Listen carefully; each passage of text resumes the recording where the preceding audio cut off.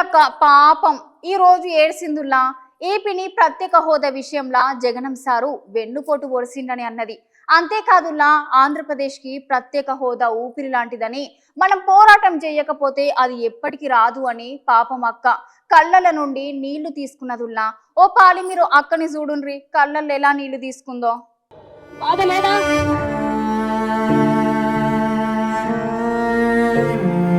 ఏ రాష్ట్రానికన్నా మన రాష్ట్రం ఎందుకు తక్కువ ఉండాలి? బాధ లేదా? ప్రత్యేక హోదా వచ్చినుంటే మన రాష్ట్రం ఎక్కడో ఉండుండే. రాజశేఖర రెడ్డి గారు మన రాష్ట్రం గురించి, మన రాష్ట్ర ప్రజల గురించి ఎంత ఆలోచన చేశాడు. ఉందా ఈ నాయకులకు ఆలోచన? చంద్రబాబు గారికి ఉందా?